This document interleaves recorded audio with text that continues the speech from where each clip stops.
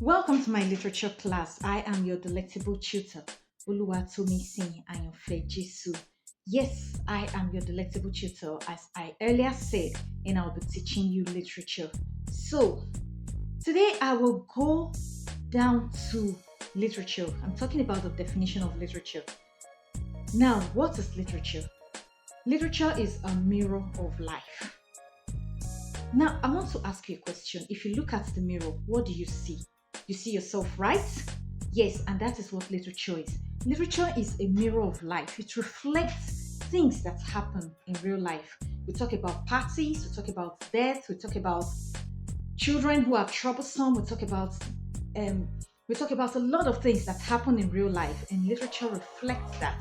If you notice the movies you watch, we see literature there. The books you read, we see literature there. We see things that happen in real life reflecting in the stories we read, reflecting in the movies we watch, and that is literature. Literature is a mirror of life. It reflects what happens in real life. So, literature has its functions. And what are the functions of literature? Literature entertains. Yes, literature entertains. Now, you have a situation whereby you're watching a movie and you laugh. So, literature is for entertainment, it's for relaxing. It relaxes you when you're reading a book, an interesting book. When you're reading the horror books, well, but at least at the end of the day, you're relaxed. So, literature is for entertainment. Then literature, you learn vocabulary in literature. You learn vocabulary in literature. Also, you learn about cultures and traditions in literature. For instance, if you are Yoruba, okay, I am Yoruba. Through literature, I understand that in Hausa land while greeting, you squat.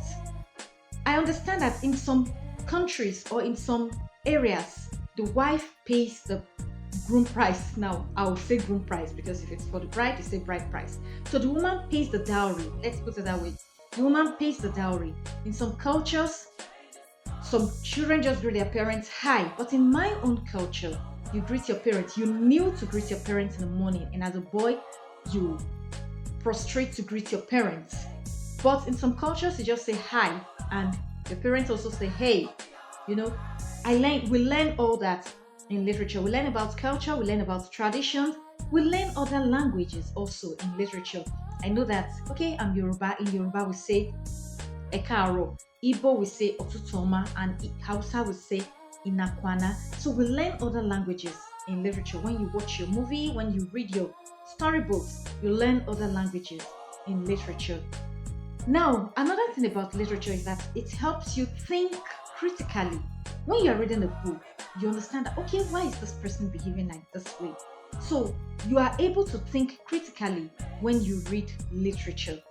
You are able to think critically, and literature also exposes you, it widens your horizon.